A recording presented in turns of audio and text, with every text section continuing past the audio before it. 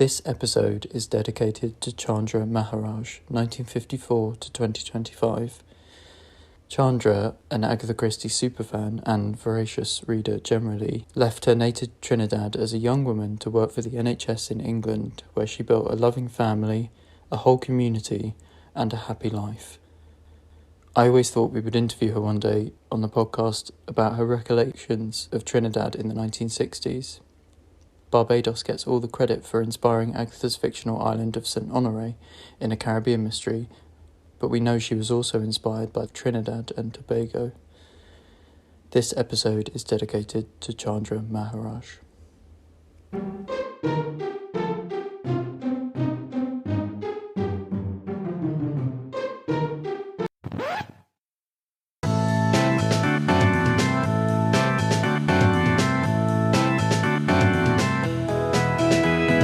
Hello and welcome to the Swinging Christies, the Christie Time podcast about Agatha Christie in the swinging 60s. I'm Mark Aldridge. I've written a lot about Agatha Christie, including my books Agatha Christie's Poirot and Agatha Christie's Marple. Yes, and I'm Grey Robert Brown. I'm a writer. I'm in the middle of a chain reaction. Oh, my favourite. I mean, that might be my favourite song. By who? Diana Ross. Wait, who? I can't believe I fell straight into that. This is a feast for long-term listeners, this little intro. Dear. It's also famously not a 60s song, but we'll allow it. How are you? I'm good, yes. Do you know, just as you were getting your cup of tea, I just heard that my two books, Marple and Poirot, are being translated into Hungarian. Oh, how exciting. I think that's exciting, isn't it? Yeah. I'm not sure if we must get a few listens in Hungary. I'm not sure how many, but yeah, I'll shout out, look. Please. Yeah, if anyone's listening, we've met listeners from all over. We've met listeners from Italy and Czech Republic and Australia, and in fact, Australia and the Netherlands were quite high up in our Spotify Wrapped, I want to say. And I did notice the other day that New York City, behind a few of the major English cities, New York City was quite high up there. Oh, so hello. Yes, hello. Wherever you are NYC in the world. From the GRB and the MA. Not the Master's Programme, but the other one. I'm very well, since you didn't ask.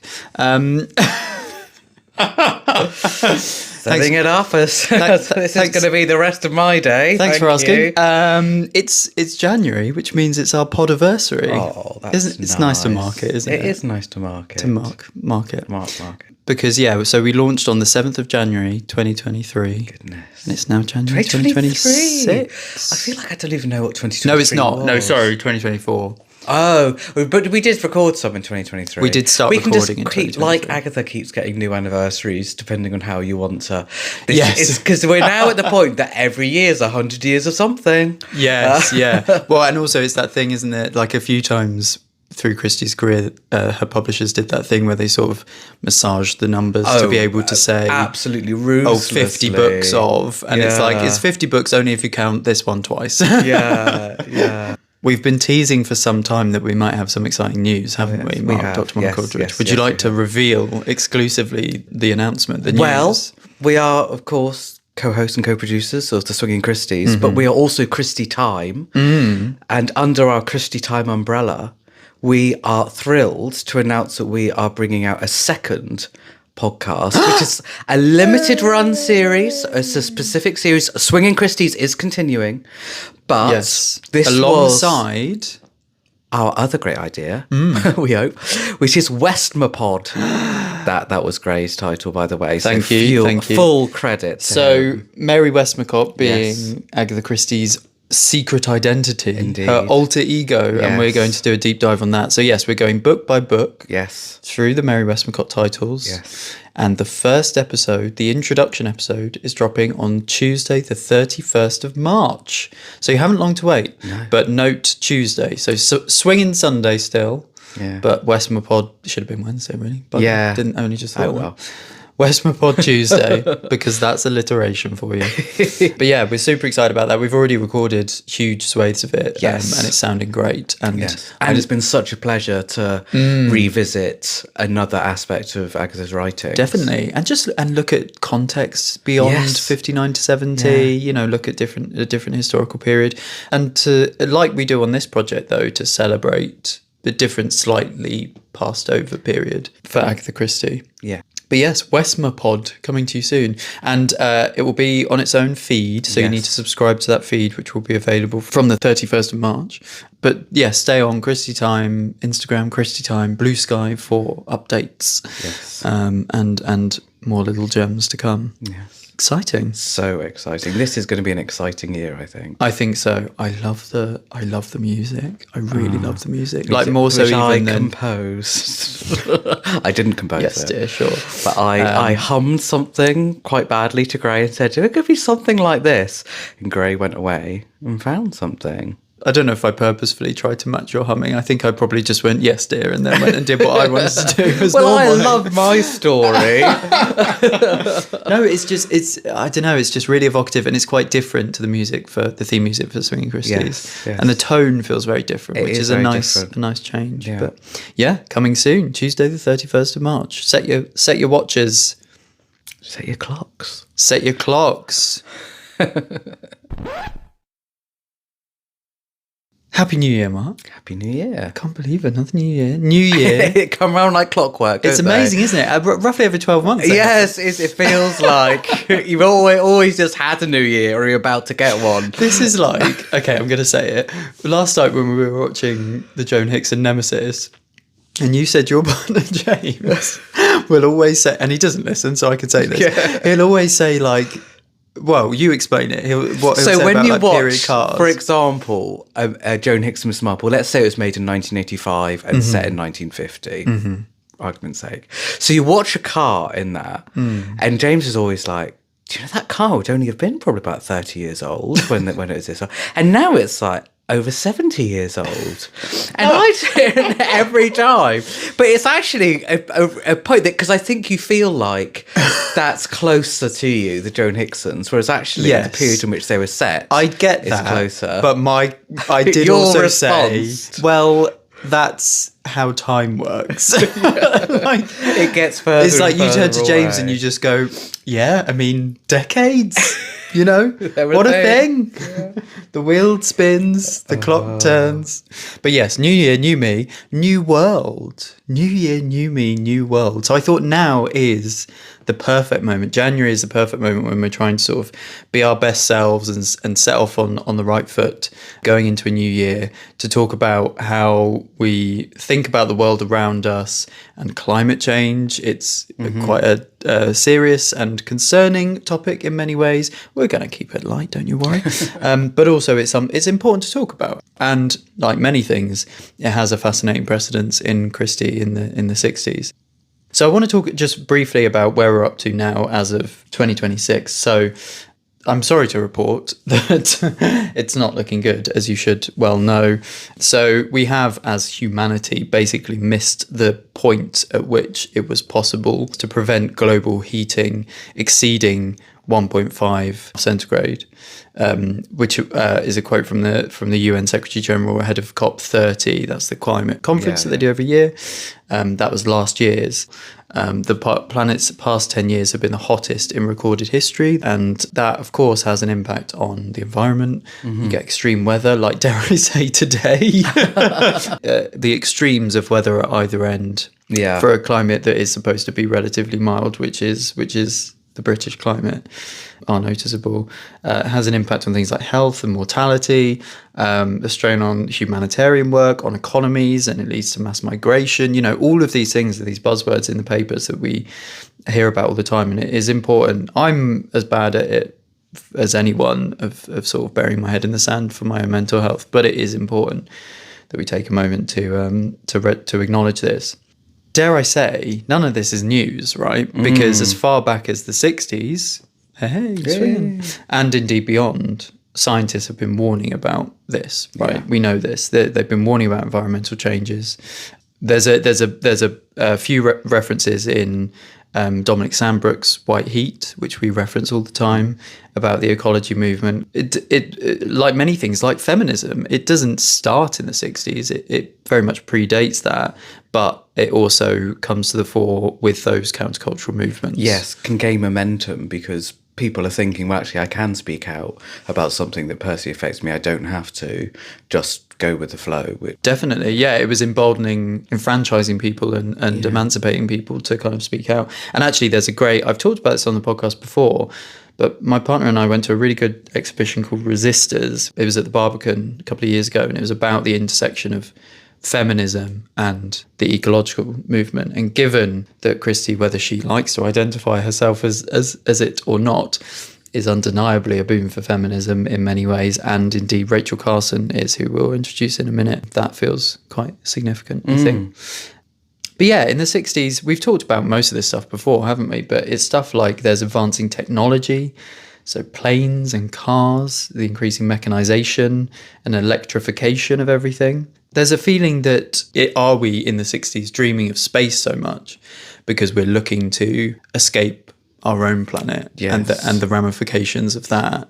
And that's very much a theme that runs throughout this decade. And I guess the counter argument to that, people are going, if we can't even look after our own planet. You hear people say this now about Mars expeditions and stuff. Absolutely. Like if we've mucked this one up, then we should really seriously think about the impact that we're having beyond. And indeed, there's a beautiful speech, I think, by JFK, President Kennedy, in September 61. So this is not long after he has been inaugurated. I think he's inaugurated that year. It must be, in which case, would have been January, I guess. Yes, yeah. So then September that year. Today, every inhabitant of this planet must contemplate the day when this planet may no longer be habitable. Every man, woman and child lives under a nuclear sword of Damocles, hanging by the slenderest of threads, capable of being cut at any moment by accident or miscalculation or by madness. That's quite scary. Yeah. Well, and that's the backdrop of the Cold War that we see then developing. I mean, not just over a year later with the Cuban Missile Crisis as well, which we spoke about extensively in our Armageddon episode and a few others. When you suggested doing a climate episode, one of the things that I looked for in the texts was, I thought, I wonder how much there is about things like London smog, where people got actually really very used to it, because it felt like, well, that was just that's just what London is. It's smoggy, and you think, well, actually, no, it doesn't have to be, and it's not smoggy now. But smog, no, it's not. Smog is a very particular thing. Yes, it is. Yeah, no, actually, London has really comparatively clean air for its population size now. It's because our current mayor of London has been brilliant on that, and ULEZ and things like that. But certainly when you had things like lots of coal fires and stuff, and although it's getting back to the terror of wood burning stoves, but anyway, we won't go into that today. But I thought, well, maybe there are mentions of smog because 1960s and things like Bertram's Hotel, and there isn't anything. No. There's no mention of pollution, not that I could find, in things like Bertram's Hotel and the Pale Horse and the sort of London-focused ones from the 60s, which I guess tells us that it wasn't seen as a big deal. Because the thing I always remember is that, I don't remember this firsthand, I should say, but I know that in the early 80s, there was a big sort of cleaning up of lots of historic buildings, including the Houses of Parliament. And literally you would go, are they supposed to be that colour? We've never seen them that colour before, because they've always been black before, and now they're sort of light brown and sandy coloured, and so there's a real I think that makes a big difference in the 80s of when people go, oh, actually, cities don't have to look like they had come to look like since the Industrial Revolution, basically. Yeah, definitely. We were talking about Modesty Blaze the other day, and it's programs like that, those kind of 60s spy-fi you expect to be really swinging and really colourful, and they're shot in London, and then you see the state of the buildings, and it's much duller than you would picture it being. Lucy in London, as was recommended to us to watch with Lucille Ball, that's in colour, obviously on film in London. And it looks an absolute state. It needs a damn good scrub. It looks like Ariadne Oliver sat on a bin. Yes, it does. Which is, relevant. And anti-war movements dovetail into this kind of eco-friendly message, which I think you can feel being exacerbated by the way that the Vietnam War was being fought. And I don't want to go into the horrors of that in too much depth right now, because that's probably another topic for another time. But the use of some really horrendous weaponry there that has a massive impact on obviously people and communities, but the physical landscape as well. So yeah, it's very, very much on the agenda, very much in the news. Absolutely, and indeed on the newsstands. So Yes. you pointed out that New Scientist magazine launches in the 1950s, which is, as the name indicates, is about perhaps new perspectives on science and things that aren't talked about in the scientific mainstream. But we know that it was, although an academic title, still going, but it's widely read by the general population. And obviously, as Doctor Who fans, we know Barry Letts, producer of Doctor Who in the early 1970s, read it and was inspired in part from that and other things to have various ecological aspects in some Doctor Who stories, including The Green Death, which is all about pollution from mines and so on. It wasn't just Doctor Who, because I then thought of Doom Watch, which was an early 1970s show, which, as the title indicates, Doom Watch. It's about, it's basically a government department that's trying to see, will anything end the world anytime soon? It's everything from, animal experiments to this sort of plastic-eating, whatever bacteria that downs a plane at the beginning of the first episode. Like, what if all of our plastic was ruined? So it really is this thing. I mean, that was a mainstream BBC One TV show. It was all about what might cause the end of civilization. Let's see this week. Is it going to be sonic booms from planes or, in the kind of mainstream TV space, but it really hits in a big way in the early 70s, perhaps. And I guess one of the interesting things that we're going to come on to is there's an argument to say that Christie, like in so many ways, is slightly ahead of the curve because she's thinking about it a bit earlier than maybe some other mainstream kind of creative powerhouses were. The big piece of context, of course, is Silent Spring by Rachel Carson, which is published in 1962. And we've talked about this, and it really put these concerns on the map. Steve Nicholson says this book effectively launches the environmental and ecology movement. And Carson sadly died less than 2 years after the publication date, I think in April 64. But 1 million copies had already been sold by that point. And my edition is the new the Penguin Modern Classics. That's not a plug because I work for them, but it is a lovely edition. But the introduction is it is a contemporary introduction, actually. It was with the book from the beginning in 62, and it's by Lord Shackleton. He sort of opens the curtains on the book, I guess, with: "This is the story of the use of toxic chemicals in the countryside and of the widespread destruction of wildlife in America caused by pesticides, fungicides, and herbicides. But Silent Spring is not merely about poisons, it is about ecology, or the relation of plants and animals to their environment and to one another." I mean, that's just a great summary of what the book kind of goes on to do. So Shackleton says that Miss Carson makes a well-reasoned and persuasive case for human beings to learn to appreciate the fact that they are part of the entire living world inhabiting this planet, and that they must understand its conditions of existence and to behave in a way that these conditions are not violated. It looks as if we will go on swallowing these chemicals whether we like it or not, and their real effect may not be seen for another 20 or 30 years. Yes. And that's an important point, I think. It's kind of interesting now we're sitting here in 2026 and you go, this was, God, so many years ago at this point. We're past the point where they were saying we don't know the effects of these things. Yes. And you hear that so often now, right? Yes. You hear, we don't really know what the effects of endless microplastics or anything like that. No. But it's interesting, it feels like, as a child from the 80s, that was a point that environmentalism became really fashionable. And it's almost like you have to wait for it to come around again. That actually you could have, when I say fashionable, I guess I mean sort of mainstream, that it was a good thing to do. And so you would have, Blue Peter for kids or whatever, telling you about the environment and various... I wonder if that's that teaching about, you sort of believe that the world that society just continues to better itself at your own peril. Because, I mean, I would say that people were more willing to be conscious of the environment when I was a kid and less snipey about things like the small differences you can make, like recycling, and then now it's like there's this huge movement of people arguing that it's even real, that it's even a concept. I'm reading all this stuff thinking, you can draw a line from that to what we're about to talk about with Agatha. You can draw a line from that. Yes. It's fascinating how whether she knew it or not, she had her finger on the pulse. And Midwich Cuckoos, you're a Wyndham fan, aren't you? I love Wyndham, and I love Midwich Cuckoos. And I always think that feels like a really early and prescient, because that's 1957, yeah. Just as we're heading into our swinging era. But yeah, this idea of, well, just like not really being able to find a rationale for things or to explain what this might mean in the longer term. I think there's a real sort of psychological element to it, of like, how do you even convey that what does this mean, that these events, and we still struggle with that now.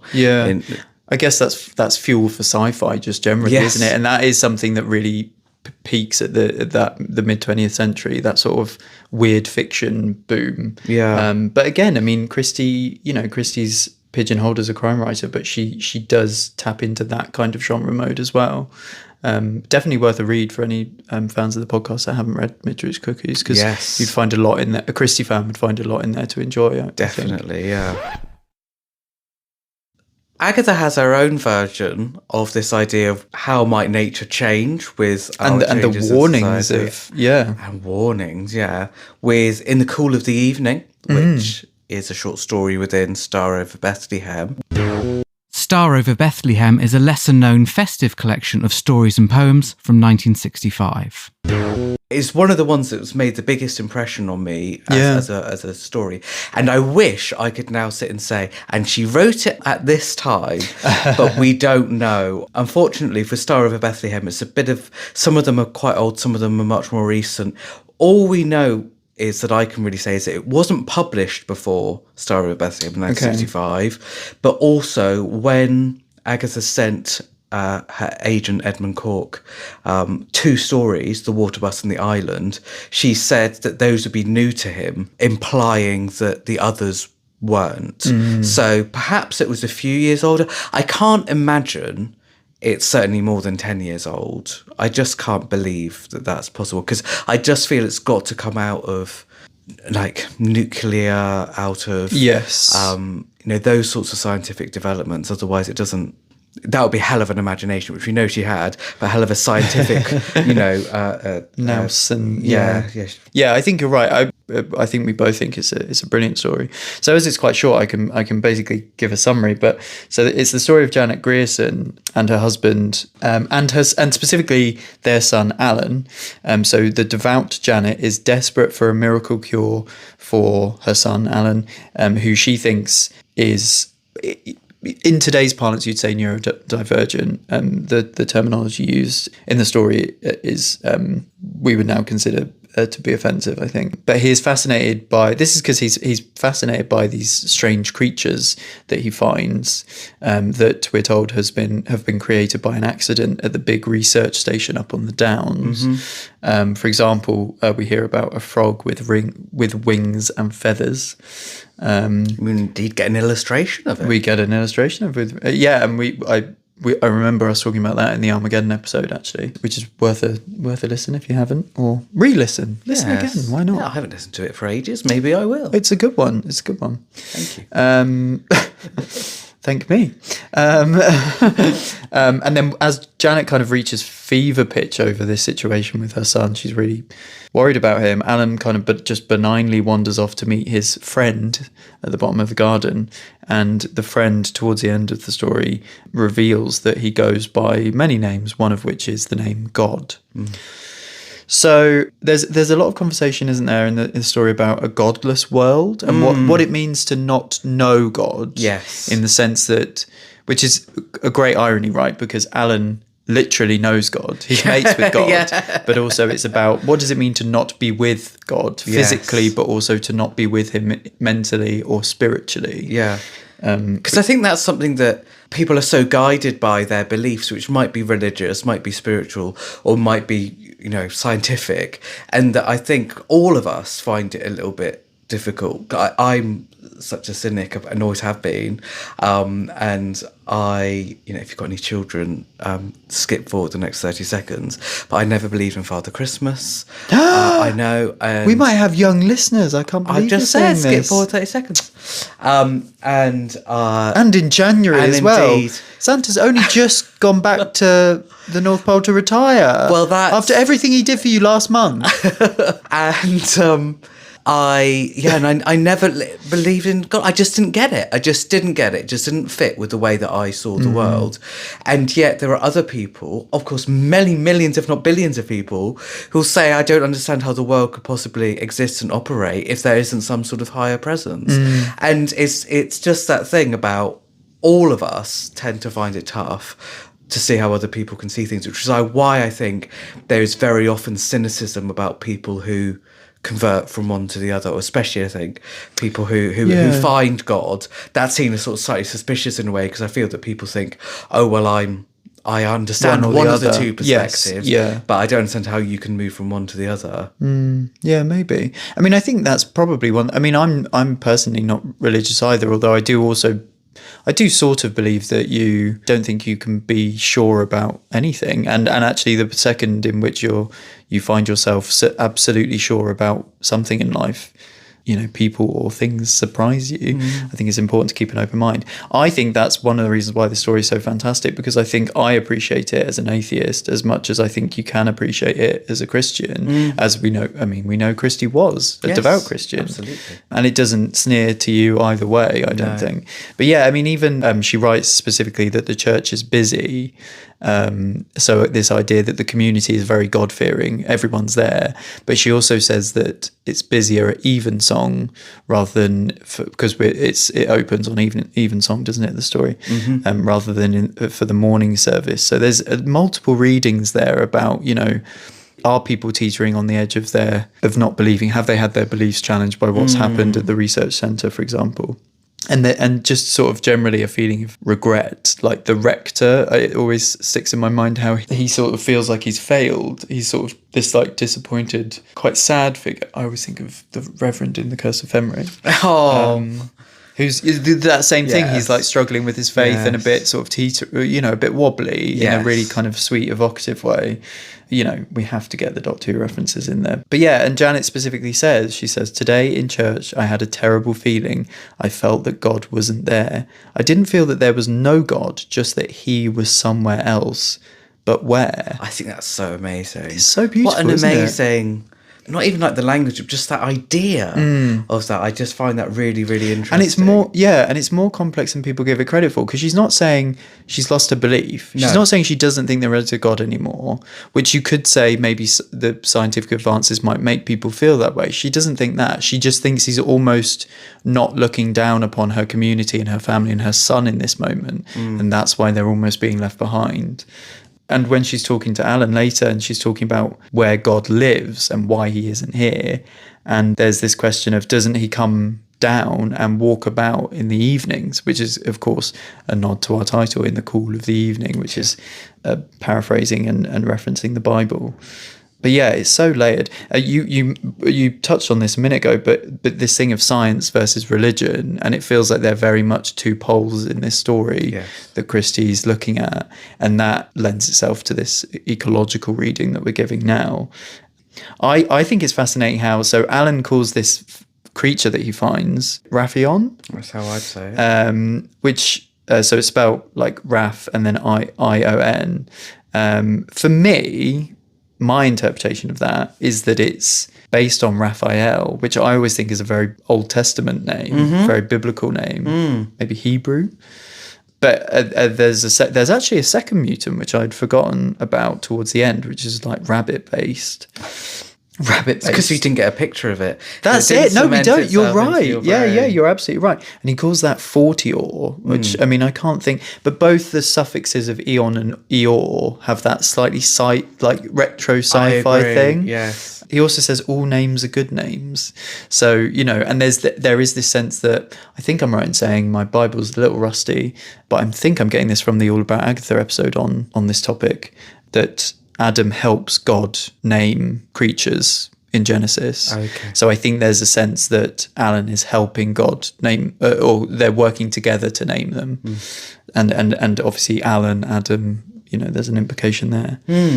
I think the pertinent point is that there's a lot of acceptance. I think the message is that ultimately, whatever the future brings, we are all God's creatures, whatever happens. Yes. And there may be a feeling like God isn't there anymore, but he is. And there may be fear and change, but he's still at the bottom of the garden walking through the cool of the evening. And there's something really powerful about that.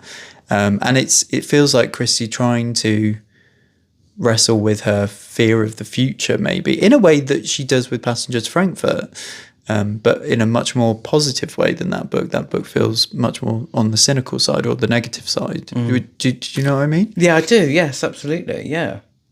Well, and when we're talking about animals, they're quite explicit that they're mutations, which I always found quite funny that there's that bit where Janet says, "They'll die out, dear. Mutations usually do." And I just love that. It's if like your mum just sort of says, "Oh, don't worry about the fly. Just push it out the window. It'll go off. It won't bother you." It's like, oh, like any normal person would just chat about mutations to their child. Yeah. But also we're invited to see Janet as like a bit ignorant in saying that, right? As you're saying. And I think it's really a really clever and lovely choice, and maybe this is why as an atheist I can still appreciate this story, that we're not actually on the side of Janet through the story. We're on the side of Alan. And more importantly, Alan is on the side of God, or rather God is on the side of Alan. So I think might be tempted to read like an ableist problem, have an ableist reading in the story. But actually I think Alan is not a problem at all, which is how his mum views him. He's with God. Yes. He's perfectly happy. And actually, when we hear him speak, we don't have any reason to believe that he's troubled in any way. He seems quite happy finding these mutants and chatting to God at the bottom of the garden. And it's funny how it would have been really easy for her to write something. I think people think of her as this small C conservative that would write something quite sneery about someone that's, quote unquote backward. But actually she's really as a Christian, clearly really on the side of Alan. And I think this is all about irony. I think the whole story it has all these ironic layers.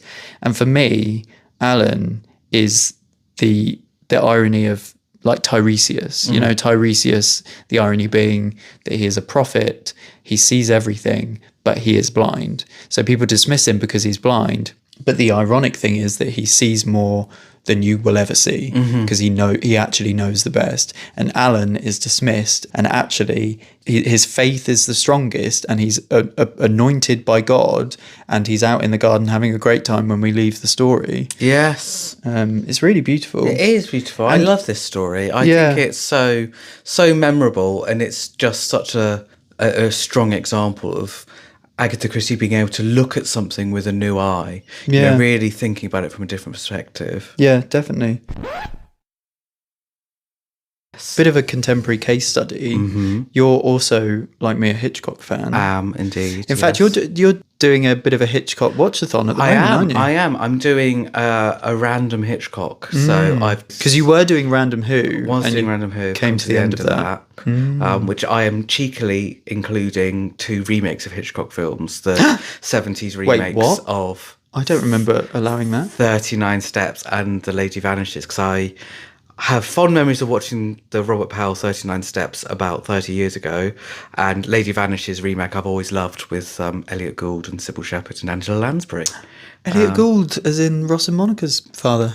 That is one of his lesser credits, yes. Well, as a child of the 90s, that's my reference point, you see. Oh, well. No, he's brilliant. He would make a good Poirot. Yes. Yeah, I agree. So, what's Hitchcock got to do with climate then? The birds. The birds. The birds are coming. The birds is coming. Yeah. For people who've never experienced the birds, you should. But it's basically a story about birds suddenly turning on humans. And indeed, as we were driving to Burr Island, when we visited Burr Island, there was a huge flock of seagulls. And it was quite scary. That was quite creepy, having just seen the film. Also, when we came back from the film, Johnny, my partner, spent the whole time like pecking at me with his fingers, and it was like pitch black. It was quite late. And I actually was quite freaked out. And I'm the sort of person that, although, I mean, I think a lot of the special effects stand up pretty well. A couple of them, not so much. Or a couple of the, the back projection of the skylines and stuff looks a bit dodgy now, especially on a huge screen. But given what they were working with. But I sort of can suspend my disbelief through that, so I was properly freaked out by it. And it really stands up, and there's a sort of love story that's woven in it. It's really fascinating. I love the character of Mrs. Bundy, the sort of elderly like ornithologist. And there's I got a quote of her dialogue. She says, "It is mankind rather who insists upon making it difficult for life to exist upon this planet." I mean, saying that in a mainstream film in the early 60s is a huge deal. And this is literally just after, it must have already been, gearing up to film, if not filming, when Silent Spring came out. I watched The Birds for the first time recently. Actually went to the Castle Cinema in East London to see it. Shout out to them. It's a lovely cinema. They filmed a bit of Starstruck in there, Oh, did they? Filmed quite a lot of Starstruck in there, in fact. It's really nice, very Art Deco. But so they do like a Hitchcock event because Hitchcock was born and raised in Leytonstone, which is also East London, not far from me. But so I'm a new convert to Hitchcock, whereas you've been a fan for a long time. But it really struck me watching The Birds recently just how much that holds up to a eco reading, much as we're about to apply to Christie. And given that he's a contemporary auteur with huge prominence, I thought it might be worth a mention now. And indeed, I think we'll probably come back to Hitchcock at some point as part of a larger topic. I suspect so. And it's interesting about du Maurier as well. Obviously, Daphne du Maurier wrote the original story of The Birds. But that she's someone who I've been reading a lot of recently. Well, I mean, like as in I've been dipping in and out and realising how little du Maurier I've read. But I have read The Birds, but it's a great story. Yes. Quite different. I mean, it's a different setting. It's in the UK. It's in Cornwall rather than America, and completely different characters. And yet what it retains is the suspense and the slow build of the terror and the trappings of the terror, right? The way that it works, the logic of that world. So it feels like a sensible adaptation, even though in many ways it's completely different. Do you know what I mean? I do, yeah. It's sounding the alarm for the climate situation is the kind of perfect metaphor, is like the canary in the mine. And that is this story. That's exactly the sort of fabric of this story, is the idea of birds as a portent of the apocalypse. And there are quite a few. I read a brilliant book about the birds as well, which is part of that BFI Film Classics series. There's also, while we're talking about chemicals and this eco reading, I quite liked, so Tippi Hedren, who's the lead, is this sort of beautiful pin-up and really fascinating performance I think she gives. I think some people disagree, but I found it very compelling. She's got this like bright blonde hair, and there's a really beautiful sequence before the main attacks have started happening, where she's just done this slightly romantic, maybe slightly stalkery gesture of bringing lovebirds to this guy, and she's getting the boat back across to the harbour, isn't she? And a bird, and she's sort of eye flirting with him from a distance as he drives the car around, and then a bird gets her, and it's almost like it interrupts the what could have been a rom-com and jolts the film into a different space. And he then looks after, we're back in romance territory, and he then looks after her with her wound. And he dabs peroxide on the wound.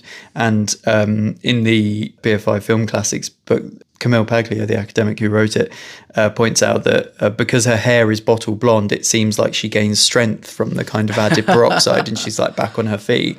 But of course, the the increasing kind of chemicalization of all of our pharmaceuticals is part of this issue, because where does all that stuff go ultimately? Yes. But also that's a very Hitchcockian thing to talk about, right? Because, well, Hitchcock's got a bit of a thing about blondes. Yes, there's absolutely. a theme. Yes. And particularly the lodger, I always think of, has blonde hair as a plot point, doesn't it? Yes. So Hitchcock himself kind of invites this ecological reading, I think.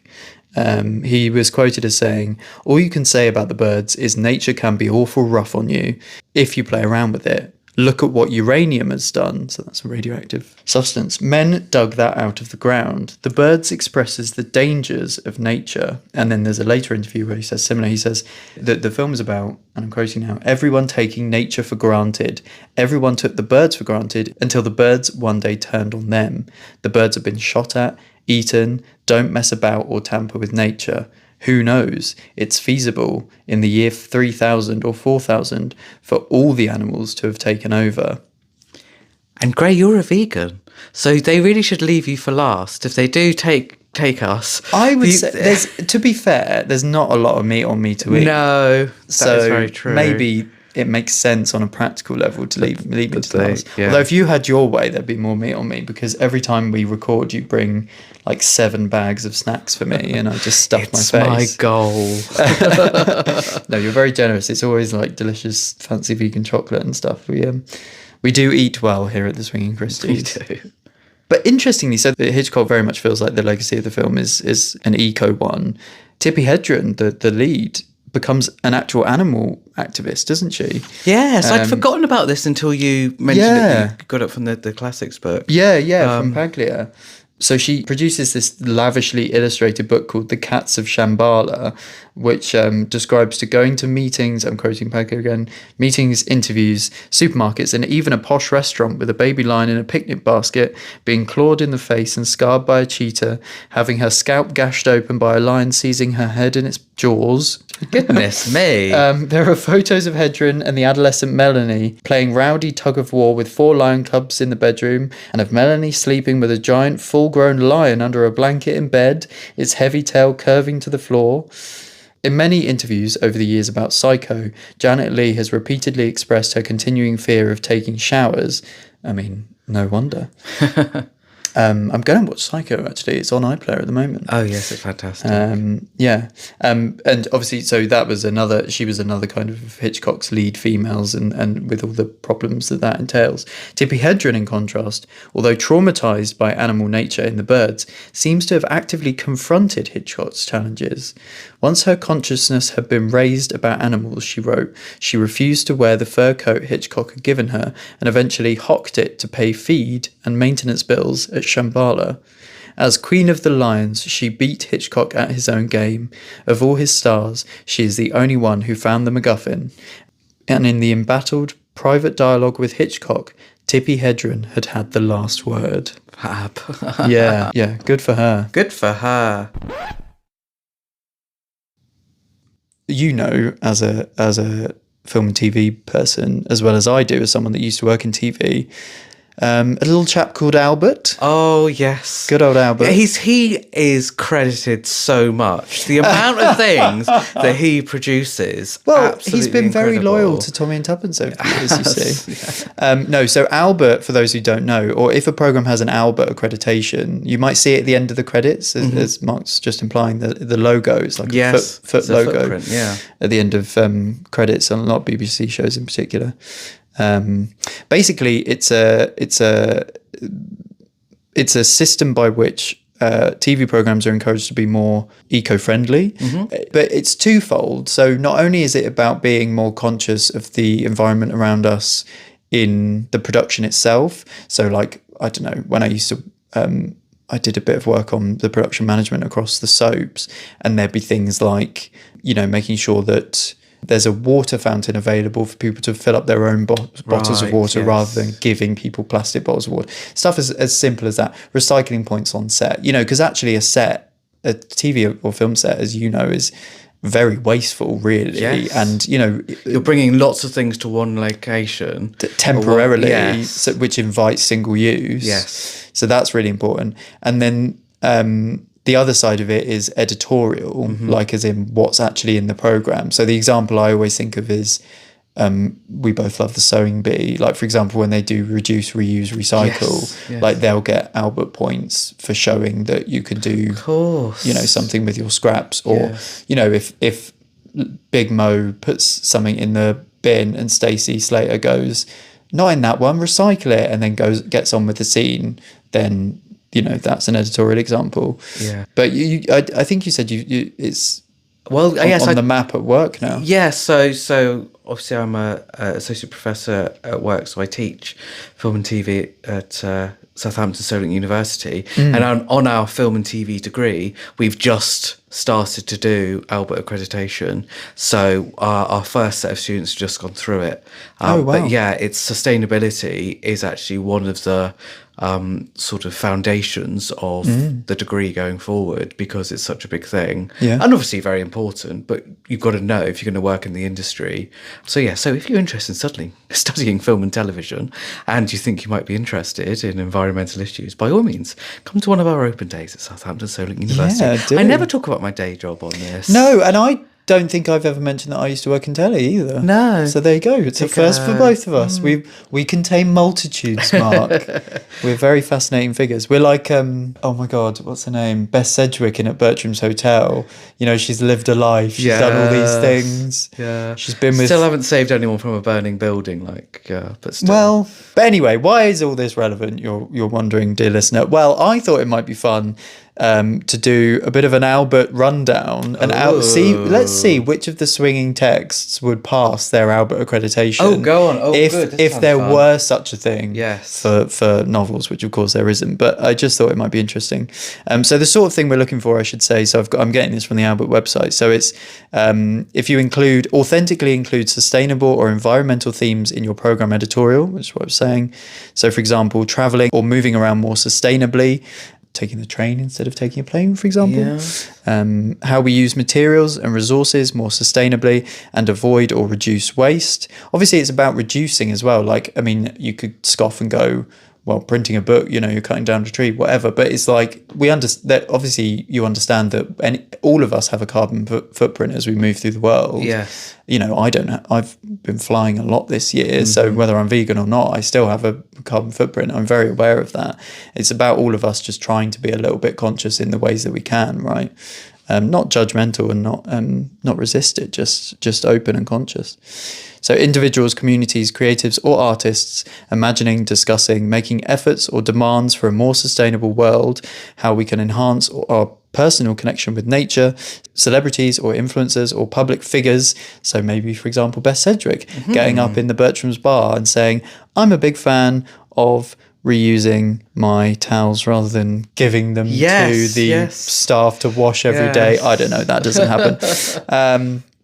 Anyway, so The Adventure of the Christmas Pudding. Okay. The Adventure of the Christmas Pudding and a Selection of Entrees is a collection of early short stories, including the titular The Adventure of the Christmas Pudding, or The Theft of the Royal Ruby, and The Mystery of the Spanish Chest, both of which were rewritten for publication in 1960.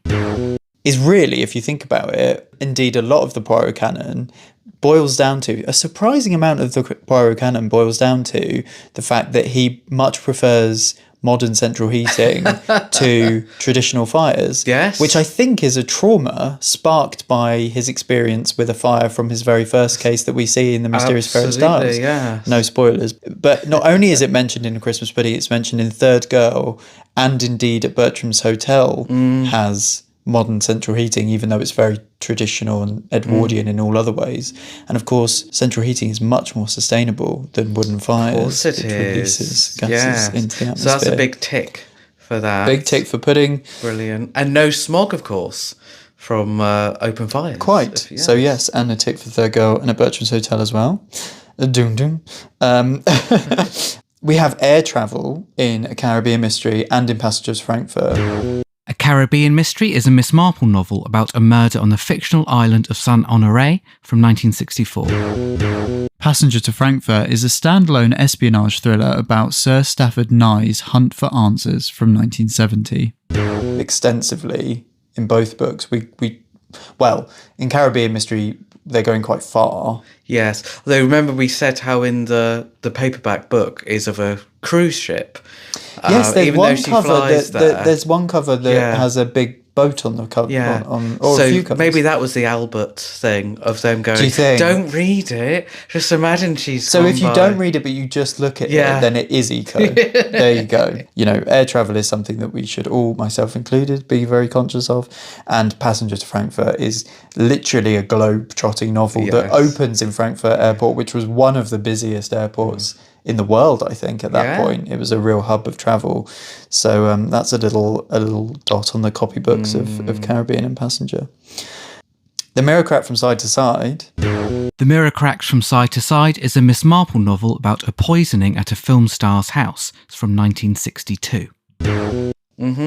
Not to be a party pooper, because I know Miss Marple has made her peace with the development. Yes. But I think there's a conservation issue potentially behind the development. Oh, okay. Which of course it's important to build houses and for people.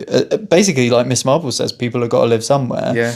But of course, what they're doing is that's a lot of green space that we're losing. Well, is it? Or it might be brownfield stuff, because it might be old industrial. It might be where there used to be.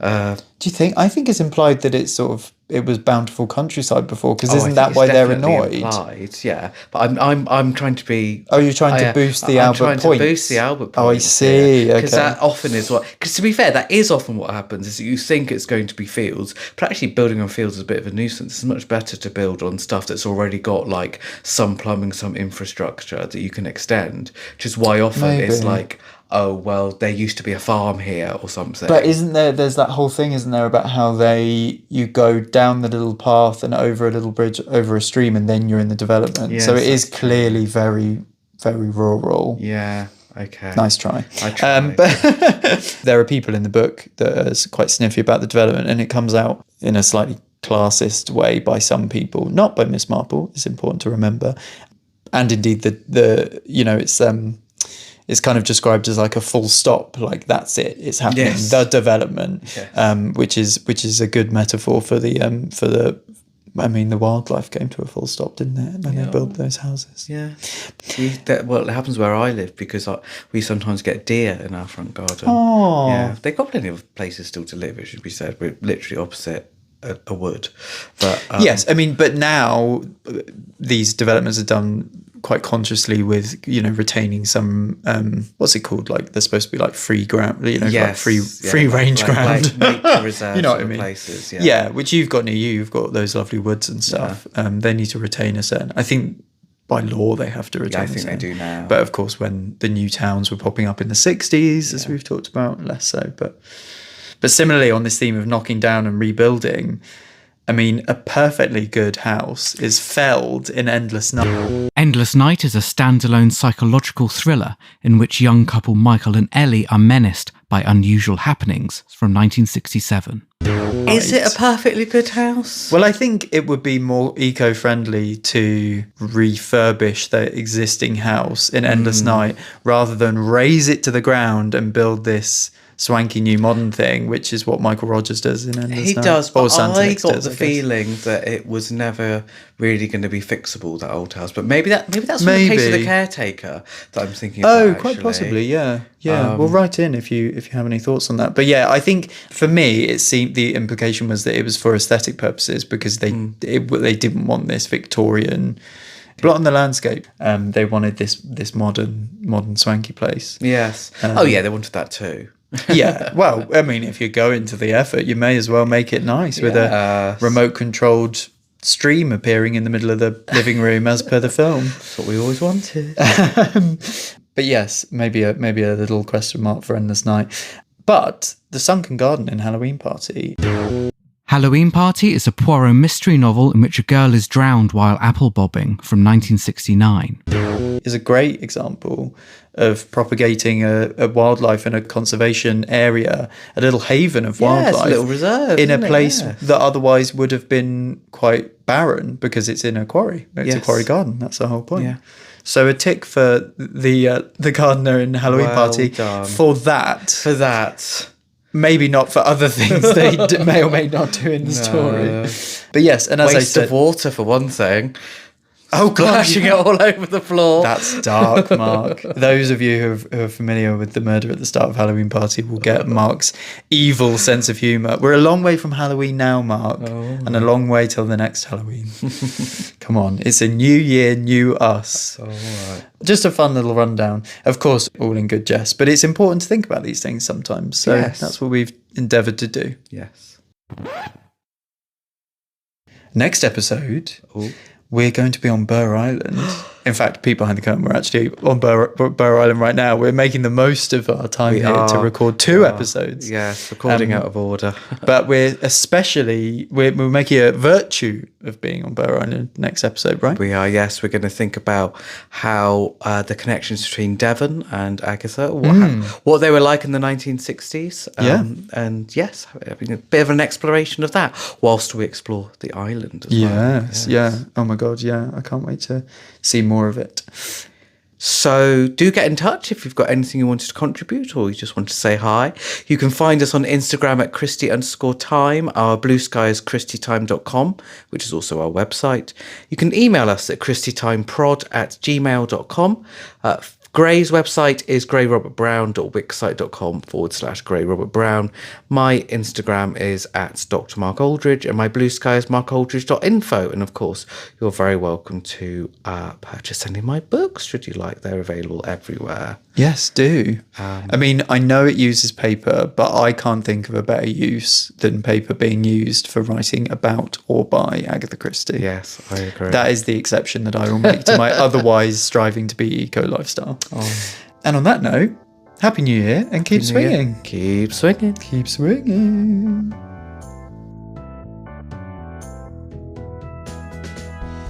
Thanks for listening, Green Queens. There's the Queen of Crime and then there's the Green Queens. The Swinging Christies is a Christie Time project by Dr. Mark Aldridge and Gray Robert Brown. This episode was recorded on Burr Island on the 15th of December 2025. Our artwork was designed by Bartlett Studio and Tom Double, and our music is by Dar Golan.